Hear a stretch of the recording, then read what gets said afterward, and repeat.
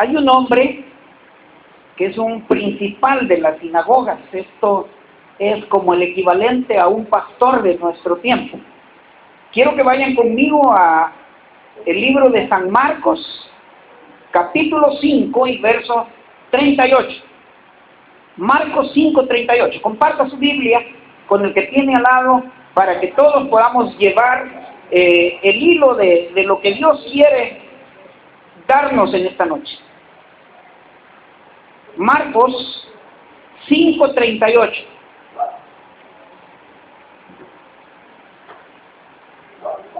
Dice así el Señor en su palabra. Vamos a ponernos de pie, los que podemos ponernos de pie, para poder ser un poco más reverentes con la lectura de la palabra. Los jóvenes, a ponerse de pie todos. Los señores pueden quedarse, las señoras pueden quedarse sentadas. Dice así el Señor en su palabra: y vino a casa del principal de la sinagoga, y vio el alboroto y a los que lloraban y lamentaban mucho. Y entrando les dijo: ¿por qué alborotáis y lloráis? La niña no está muerta, sino duerme. Y se burlaban de él. Mas él, echando fuera a todos, tomó al padre y a la madre de la niña y a los que estaban con él, y entró donde estaba la niña. Y tomando la mano de la niña le dijo: Talita cumi, que traducido es: niña, a ti te digo, levántate. Y luego la niña se levantó y andaba, pues tenía 12 años, y se espantaron grandemente. Pero él les mandó mucho que a nadie lo supiese. Y dijo que se le diese de comer. Padre, gracias. Te suplicamos, Señor, que tú nos hables. Ayúdanos a poder colocar las ideas correctas, Señor, y poder llevar este mensaje. Háblanos esta noche. Te lo pedimos todo en el nombre de Jesús. Amén. Pueden sentarse. Presten atención, por favor. Vamos a hablar. Les decía que este era un hombre principal de la sinagoga. Cuando decimos un principal de la sinagoga es, les decía, el equivalente a un pastor de nuestro tiempo. Y vamos a suponer, este hombre se llamaba Jairo, y vamos a suponer que Jairo ya no... Fíjense que cuando uno habla de historias de la Biblia, se remonta uno a los tiempos bíblicos y se va hasta Jerusalén, que era donde pasó todo esto. Entonces, Jairo se llamaba el hombre, pero esta noche yo quiero que le cambiemos el nombre. Que traigamos esta historia más cerca de nuestro mundo, la contemporicemos o contemporanicemos, ¿verdad? Que la traigamos, que la hagamos una historia un poco más moderna. Y imaginémonos que este hombre se llama, pongámosle un nombre más latino, que se llame Juan Pérez. No vive allá en Jerusalén, sino que vive en San Salvador. La idea es que nosotros podamos traer las escenas y toda esta historia un poco más a nuestro tiempo. Juan Pérez es un pastor, ¿verdad? Es un hombre muy bueno, un hombre, buena persona, tiene una buena familia, tiene una buena esposa, una muy buena familia, mejor que muchos, ¿verdad? Pero ahí vive él con su familia, quiere mucho a su esposa, es un hombre, como ya lo dije, buena persona, de esas personas que cuando uno va y lo busca, inspiran confianza. Al atravesar la puerta de la oficina, uno puede contarle a él, sentir la confianza y poderle compartir toda su vida. Es de esos hombres sencillos que cuando uno los mira, tienen una mirada franca, inspiran confianza. Entonces de esos es Juan, es de aquellos hombres que cuando en las épocas del día de la amistad uno quiere estar cerca de ellos, o es aquel hombre que en los días de Navidad se le llena al culto. Vienen de todas partes a a oír el culto, porque si no les había dicho, Juan Pérez es un excelente predicador. Entonces, pero esa mañana le dice a su secretaria, le dice, hermana, le dice, hágame un favor, no me pasen las llamadas, ya no quiero hablar con nadie. Y la secretaria lo mira, y ella, son las 11:35, ya prácticamente está cerca del mediodía, y cuando ella ve que él toma esa actitud, dice, bueno, me ha pasado hablando por teléfono toda la mañana. Toda la mañana ha estado pegado al teléfono, y a lo mejor lo que quiere el hermano Juan, el pastor, quiere retirarse a estar solo porque quiere estudiar un poco su Biblia. Y efectivamente, la secretaria tiene razón. El pastor Juan quiere apartarse un poco y estar solo, pero no precisamente para estudiar. Quiere encerrarse en la oficina y llorar, hermanos. Porque a él todo el mundo lo ha visto siempre como el hombre fuerte. Él ha sido el que ha inspirado a la gente. Él ha sido el que ha llevado la inspiración, el que ha llenado de fortaleza a toda la gente. Pero en ese momento, él quiere estar solo. Él quiere meterse en su oficina y llorar. Y la secretaria le dice, está bien, que no le paso llamadas. Voy a retener todas las llamadas que caigan esta mañana y voy a tomar los recados. Sí, eso quiere. Y entra a su cuarto, entra a la oficina, y cuando mira en su escritorio de caoba, de esos escritorios viejos que hay de pura madera, mira la foto de su niña. Tiene las colitas esas que se hacen las niñitas en la foto, una sonrisa preciosa, sus pequitas, la mira y él se suelta a llorar. Empieza a llorar cuando mira la foto de su hijo, porque él está en una grave situación, está en un grave problema, entonces necesita estar solo. Su niña tiene 12 años, es la viva imagen de su mamá. Hermosa. Cuando la mira y él está cubierto de lágrimas, se acerca a una mesita donde guarda el café, porque ahí hay unos pañuelos desechables que él había guardado, porque cuando llegan los hermanos a pedirle a él sus consejos, él agarra de esos pañuelos desechables, o ellos agarran para secarse las lágrimas.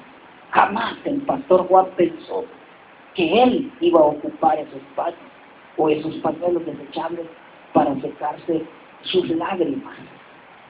Él quiere tanto esa hijita que tiene, que ha levantado muros, como los que hablábamos el fin de semana pasado. Ha orado por ellos, ha pedido por sus hijas, pero en ese momento que su niña está tan enferma, en ese preciso momento que él le dijo a la secretaria, no me pase más llamadas, acababa de sonar su celular. Y él siempre, durante esos 6 días que había pasado enferma su hija, había estado esperando lo peor. Y lo que no había querido oír en esa llamada, antes de que cerrara, le dijera no me pasen más llamadas, lo escuchó. El médico, le habló el médico y le dijo, su niña ha entrado en coma. Estaba desgarrado, hermano, estaba desgarrado, quería él estar solo. Los médicos que atendían a la niña estaban pamados, no hallaban cómo hacer porque no entendían. La niña se la llevaron en 6 días antes, el lunes se la reportaron en el colegio, llegó temprano con unos síntomas de fiebre, y la mamá creyó que era una fiebre pasajera, le dio una acetaminofén y la fue a acostar, les puso unos lienzos con agua para bajar la temperatura, pero en la noche todo se complicó. En la noche la niña ya estaba convulsionando, estaba complicada, y ellos no hallaban qué hacer. Los médicos no sabían, creían que era un problema viral al principio, después que era una fiebre, una infección, estaba complicado todo. Entonces no hallaban para dónde hacerse, y el pastor estaba quebrantado. No había para dónde hacerse, y en medio de todas esas lágrimas que tenían, se acerca a la ventana y mira el parque que está frente de la iglesia, donde su niña todas las mediodías venía de la escuela y se sentaba en ese parque a esperarlo al mediodía cuando salía de la clase, cuando los árboles estaban verdes, las flores, la primavera que le llaman estaba en lo mejor. La niña se sentaba ahí todos los días a esperar para irse con él a la casa, porque la escuela le quedaba en el camino de la iglesia y de la casa, y se regresaban juntos a pie. Y en esa hora lo que miran son dos ancianitos que están sentados ahí.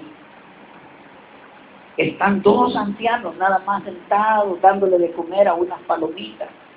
Los árboles secos, no hay hojas, es lo que en otros países le llaman el otoño, todo aquello seco. No está su niña, están ahí, y él siente que se le está desquebrajando todo, siente que todo lo que él ha hecho se ha venido abajo. Aquellas palabras de consuelo que le ha inspirado a otro, al darse cuenta que su niña ha entrado en coma, se siente quebrantado, se siente quebrado. De repente mira que un hombre aparece ahí por la ventana, así que él logra ver que en el parque donde están sentados los ancianos, llega un hombre y los ancianos rápidamente se ponen de pie y todo el mundo sale corriendo ahí. Él salen los dos ancianos y sale el hombre. Y él se acuerda. Ese día llegaba un predicador a la ciudad. Ese día, cuando él estaba sacando el carro en la mañana de su casa, el vecino de al lado le dijo: hoy llega el predicador, le dijo, va a ir a verlo. Y Juan, el pastor, le dijo: no, usted sabe bien que yo no creo en esos sanadores.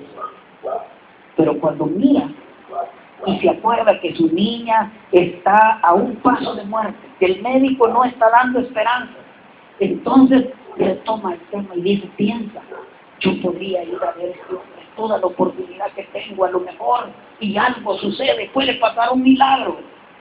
Y si este pastor necesitaba un empujoncito para tomar una decisión, su secretaria le ayuda, porque en ese momento abre la puerta a ella y le dice: pastor, me pidió que no le pagara la llamada, pero en la línea, allá al teléfono está su esposa y está desesperada.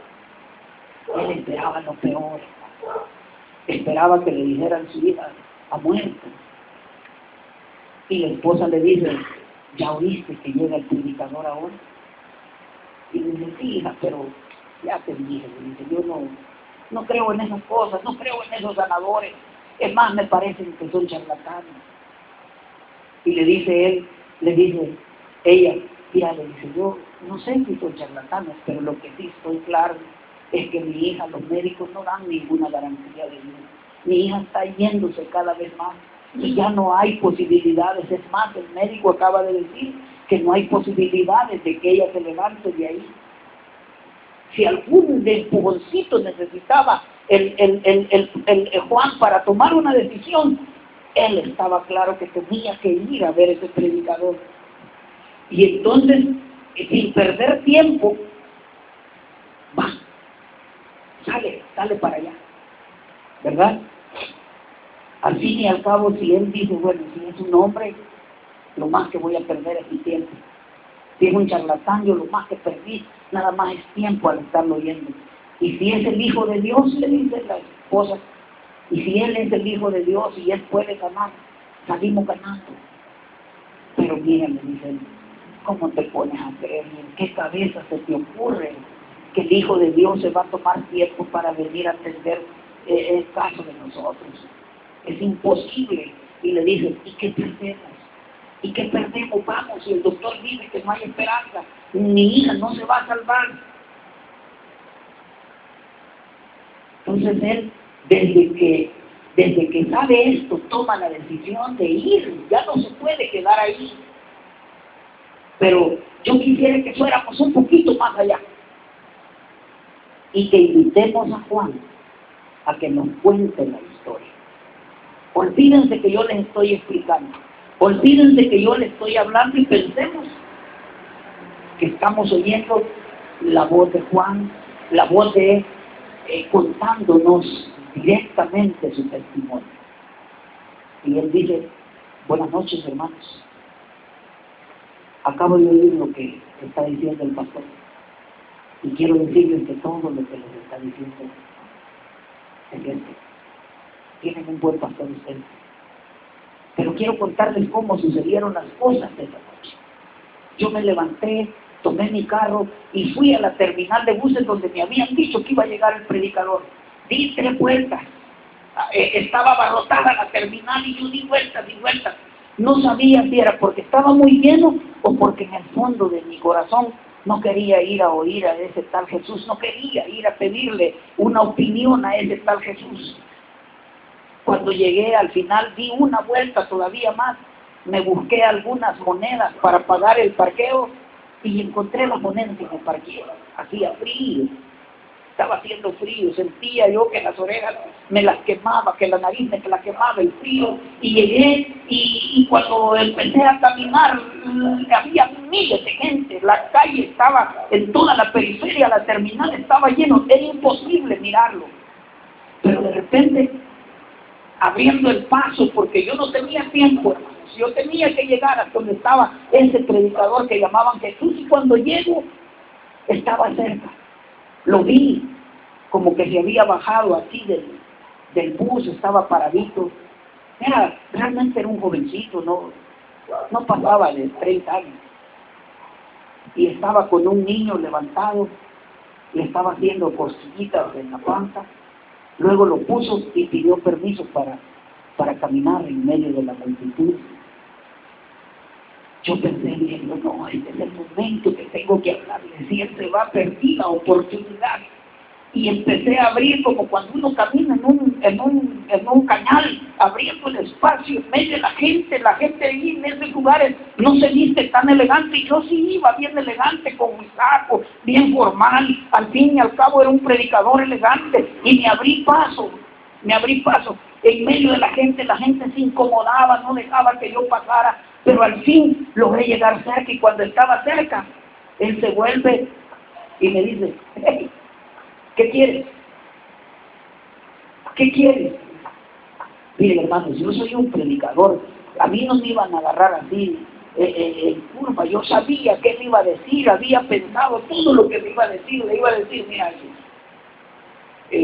pues no sé, la verdad, no sé quién eres, yo no te conozco, pero quiero pedirte que ores por mi hija, que está muriendo. Pero cuando ese hombre se dio la vuelta, me dijo, ¿qué quieres? Y me puso la mirada, hermanos. Esa mirada yo la conocía. Esa mirada, no sé a dónde, yo la había visto. Y de repente me quebranté tanto que cuando sentí tenía mi cara en el duro pavimento, estaba temblando y le dije, mi hijita se muere. Por favor, ayúdame. No le iba a rogar, yo soy un hombre adulto, no iba a andar haciendo él, pero estaba rogando, hermanos, estaba rogando. Y él se volvió y me dijo, bueno, de ahí de carro, ¿dónde podemos ir? Vamos a ir a ver qué podemos hacer por ti. Vamos. Y cuando empezamos a salir y a caminar, yo iba abriendo el espacio con él, jalándolo, y de repente él gritó, me tocaron, alguien me tocó. Yo pensé en medio de este molote de gente, ¿quién nos lo va a tocar? Pero era serio, todo el mundo se había detenido y habían dejado a una mujer pechita, porque aquella mujer era como que era calavera, tenía la piel pegada a los huesos, sus bracitos estaban pinchados de tanta jeringa que se había inyectado, y él le dijo, ¿qué pasa? Dijo él. Y la mujer lo miró y le dijo, escocida, estoy muriendo. No he sido una buena persona, he sido una mujer mala. No le importaba que la oyeran los demás, estaba diciéndole. Y él se sorprendió, se quedó admirado de ver tanta pena aquella mujer. Y le dijo, hermana, ¿qué es él? Le dijo, vete, ya no tienes vida, estás curada. Y la mujer se fue. En ese momento divisé en medio del murmullo, del molote, a dos de mi iglesia, dos hermanos de la iglesia que estaban allí en medio de todos. Y cuando yo iba caminando, uno de los hermanos se acercó y me agarró y me dijo, pastor, ya no molestes al predicador. Siento decirte esto y darte esta noticia, pero tu hija acaba de morir. Hermano, fue como tener un dardo en el corazón. Sentí que todo se derrumbaba. Mientras Jesús le estaba diciendo a la mujer que estaba sana, los hermanos de mi iglesia me estaban diciendo que mi hija se acababa de morir. Estaba destruido, sentí que todo había acabado. Y miren, él estaba hablando con la mujer, sanándola, y de repente se volvió para mí y me dijo, ten fe. Y ya no era yo el que lo iba jalando, ahora él empezó a caminar, ahora él era el que iba moviéndose rápidamente. Y me dijo, tus ancianos, tu gente de la iglesia, andan vehículos y vámonos en ese carro. Y nos movimos. No me pregunten qué platicamos, o si platicamos o no platicamos en el carro, pero cuando llegamos a la sala de emergencia, estaba lleno, ya estaba la gente de la iglesia ahí, estaban los vecinos, estaba todo el mundo ahí. Y cuando llegamos, él se paró y les dijo, tranquilos, la niña está durmiendo. ¿Para qué les dijo, hermano? Se enfadaron algunos. Un médico que estaba en el fondo le gritó, ¡ey, saquen ese payaso! Uno de los vecinos le dijo, no podía decir alguna cosa más inspiradora, idiota. Lo trató mal. Él llevaba 3 de sus seguidores, andaban con él, y alzando la bola, mirándome a mí como su cómplice, me dijo, que se salgan todos. Solo se quedaron él, los 3 que andaban con él, mi esposa y yo. Mi esposa estaba deshecha. Y cuando la volví a ver, me dijo, no quiero entrar. Su mano le temblaba sosteniendo, nunca la había visto en esa condición, le temblaba sosteniendo el pañuelo. Y yo, no quiero entrar. Y yo le dije, hija, tenga fe, vamos, venga. Entramos a donde estaba y él estaba ahí. De repente volvió a mirarme y yo otra vez sentí en esa mirada que yo había visto esa mirada en alguna parte. Otra vez sentí, hermanos, que esa mirada yo la había visto. Era una mirada que sentía como abrazo, como que él abrazaba a este viejo pastor y le daba un ánimo, un aliento especial. Y cuando de repente yo le puse la mano, estaba todavía calientita la niña, le toqué su mano y él puso la mano encima de la mía. Y le dijo, princesa, levántate. Dice mi esposa que todavía ya le salían unas cositas así amarillas en los oídos. Y ella le dijo, princesa, levántate. Y ella respiró, hermanos, empezó a respirar y de repente se saltó. Yo no puedo decirles que no hubiera querido contarles de diferente manera, pero sí me asusté cuando vi todo aquello. La niña se levantó, él se puso a reír, entró con una seguridad que yo ahora le entiendo, hermano. Puedo ver su mirada, puedo ver su sonrisa. Él actuaba como cuando uno va a abrir un regalo. Él iba actuando seguro. Él actuaba como aquellos magos que saben que el truco va a salir bien. Iba con una gran seguridad, entró y de repente la niña se puso de pie y dijo, no, ya está bien, ya denles algo de comer, tiene hambre, consíganle una sola, una hamburguesa para que se levante y vaya y coma. Hermanos, han pasado algún tiempo después de ese incidente. Han pasado algunos años después de todo eso. Y yo no puedo olvidar esa mirada. No puedo olvidar. Y hoy que el pastor me dijo que viniera y que les compartiera esto, antes de salir le pregunté a mi hija. Siempre había querido preguntarle, hija, ¿y qué sentiste en ese tiempito que te quedaste dormida? Y ella dijo, no hay palabras, papá, para poder explicar. No es como aquel, no es como esos paseos que hemos dado, no hay nada que se compare con eso. Cuando hemos estado en esos hoteles, primer mundo, no hay algo que se relacione. No, papá, no hay palabras para poder explicar. Y me miró, Y cuando ella me miró, identifiqué la mirada. Cuando ella me vio, entonces identifiqué la mirada. Esa mirada era la misma mirada que tenía él. Esa mirada la tienen todos aquellos que conocen la eternidad. Toda aquella gente que sabe que que ha estado en la eternidad y que la conoce, tiene esa mirada segura, esa mirada que dice tranquilo, todo va a salir bien, y que inspira la confianza a los demás.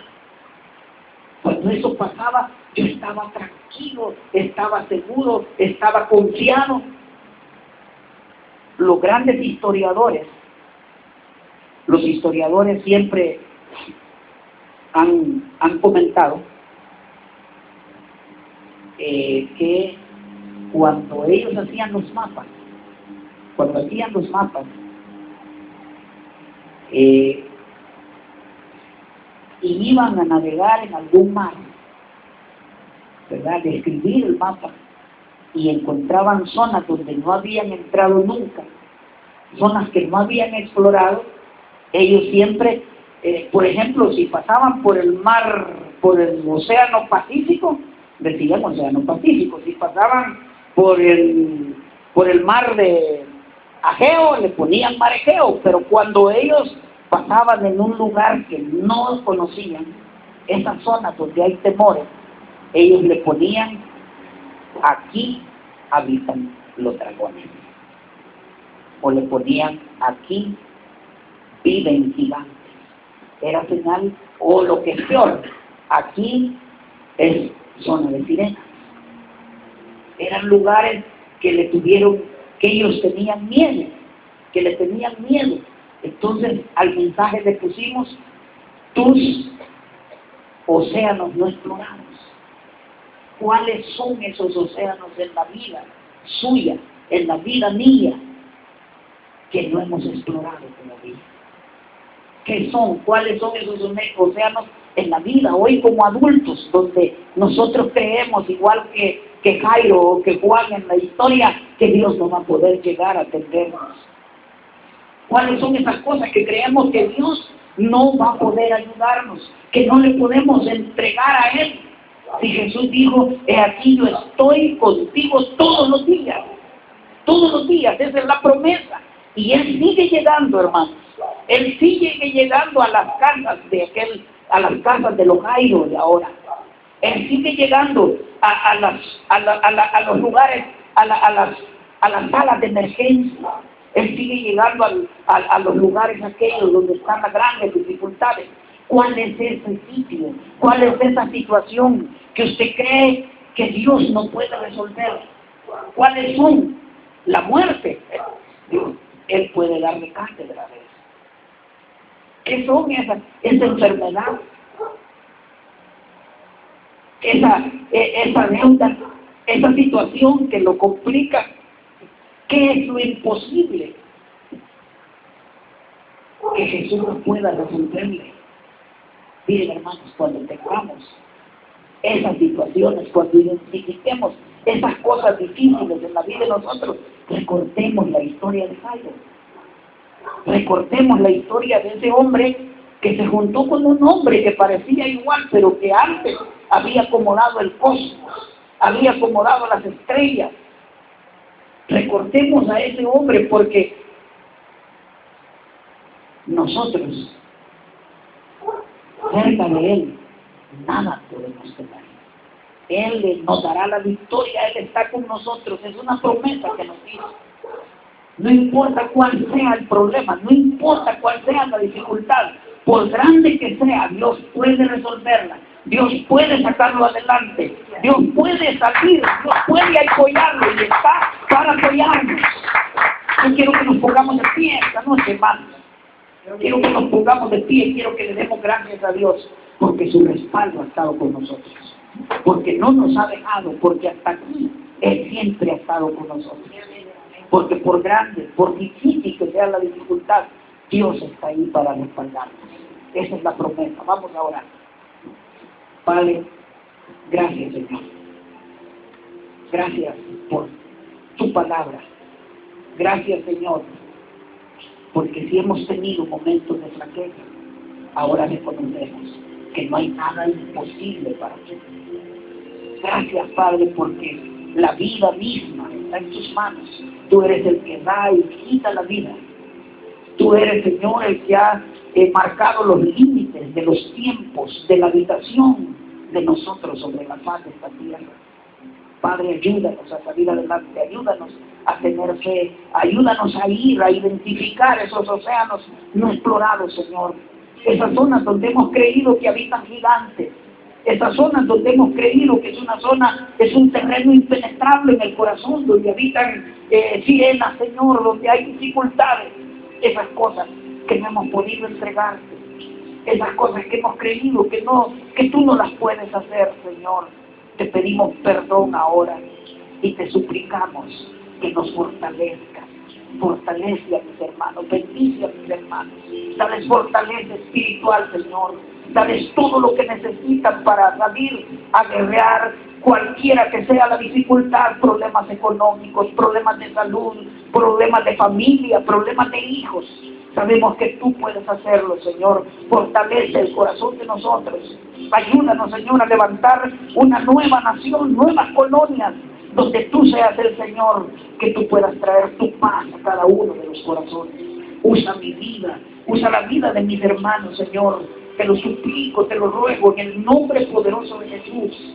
Y ahora en esta actitud de oración, si usted todavía tiene mal, si usted todavía tiene zonas oscuras en el alma, si usted todavía tiene zonas difíciles que no ha entregado al Señor, a esta hora yo quiero pedirle que ahí donde está, levante su mano en señal de que usted quiere recibir a Jesús para que le dé la fortaleza, para que lo saque adelante.